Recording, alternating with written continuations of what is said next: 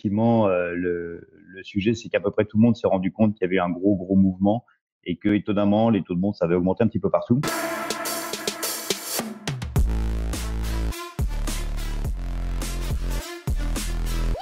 On va commencer par la définition en fait d'un bond. Qu'est-ce qu'un bond? Un bond, c'est lorsque vous envoyez une campagne de mail, quand vous envoyez un email, il arrive que vous ayez un retour d'email. Donc, vous pouvez avoir un retour d'email, un message en retour, qui va vous dire que la personne est en congé, qui peut vous dire que la personne n'est plus dans l'entreprise. Et donc, ça, c'est pas ce qu'on appelle un bond. On va voir tout à l'heure la différence. Vous avez aussi un phénomène qui est un message d'erreur. Et c'est ça qu'on appelle des bonds. Dans les messages d'erreur, et c'est traité par les différentes solutions de cold ou les solutions d'emailing, vous allez voir ce qu'on appelle un soft bounce. Un soft bounce, ça veut dire qu'il y a eu une problématique sur l'envoi de l'email qui peut être due à la messagerie de réception. Donc, il peut se trouver que la messagerie de réception de votre destinataire soit pleine, et là, vous aurez un message d'erreur, un soft bounce.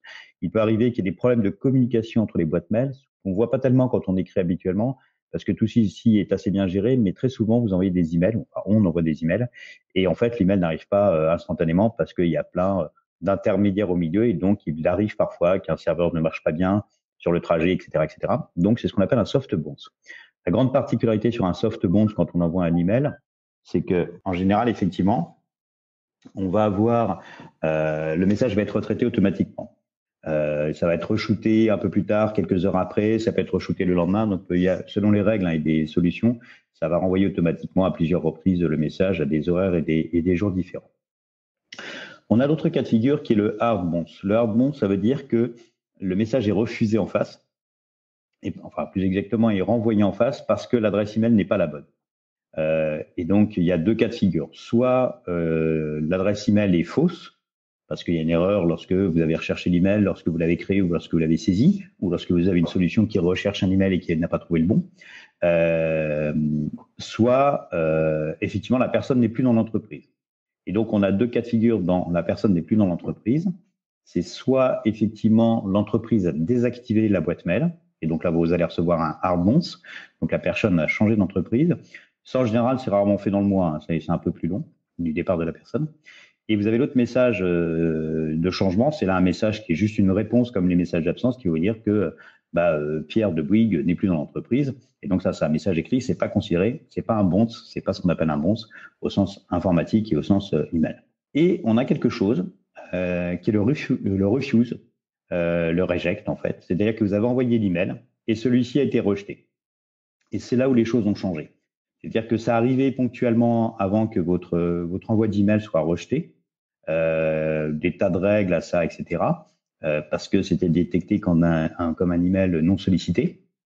Or, depuis juin, et peut-être déjà ça commence un petit peu avant, il y a eu un gros renfort qui fait que même des cold emails sont identifiés comme étant des emails non sollicités.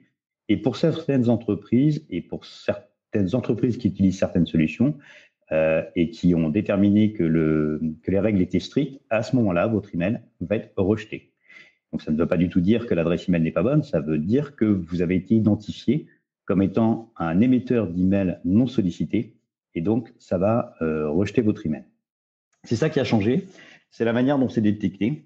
Donc, il y a plusieurs solutions, en fait, sur lesquelles toutes les solutions message bloc, voilà, c'est ça, c'est exactement ça, le access denied, c'est exactement un message rejeté. Non, on ne tombe pas dans les spams. En fait, quand on tombe dans les spams, on n'est pas au courant. C'est-à-dire que quand on shoot un email, que ce soit de l'emailing ou du cold email, quand ça tombe dans la boîte spam de son interlocuteur destinataire, en fait, on n'est pas au courant et on tombe pas toujours dans la boîte mail principale. Donc, il y a quelques règles pour bien tomber dans la boîte mail principale. Mais là, c'est justement ce qui s'est rajouté, c'est que c'est avant. C'est-à-dire que vous arrivez même pas vous arrivez juste sur le serveur de la boîte mail de l'entreprise, et c'est la boîte mail de l'entreprise qui va vous rejeter, le service, et donc votre interlocuteur ne reçoit absolument aucun email, ni dans les spams, ni ailleurs. Donc c'est vraiment bien avant. Donc vous avez beau dire à votre interlocuteur, si, mais je t'envoie un email, va voir dans les spams, il ne verra rien parce que ça a été rejeté, et tout ce que vous allez lui shooter derrière va être rejeté aussi. Comment savoir si notre bande c'est soft, hard ou une solution d'emailing, ici la liste. Ça, super intéressant. Je vais m'arrêter sur Nils.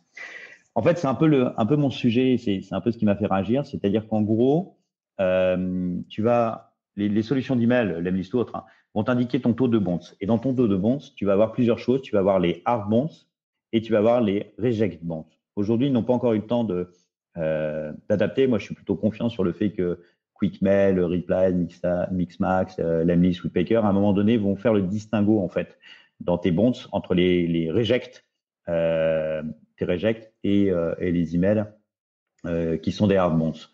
C'est un point important, c'est-à-dire que les gens qui vendent des adresses email ou les solutions qui vérifient des adresses email, rien n'a changé.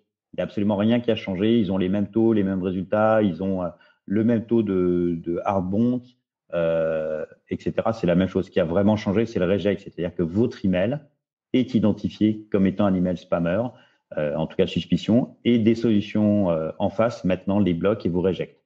Et d'ailleurs, on le voit quand on commence à regarder une par une des réponses de bounce, ben on voit qu'il y a des hard bounce, ça c'est totalement vrai, et on va voir qu'on a des rejects, ce qu'on a vu déjà sur plusieurs personnes. Ouais, soft bounce, c'est pas grave, faut pas en tenir compte, c'est vraiment pas, Jérémy, pardon, c'est vraiment pas une problématique. Et si Blue va les re-shooter automatiquement, va gérer ça, donc il n'y a vraiment pas de problème. Le soft bounce, c'est des problèmes de serveur, des problèmes de connexion. Il n'y a pas grand-chose à faire. C'est vraiment les solutions qui vont le régler.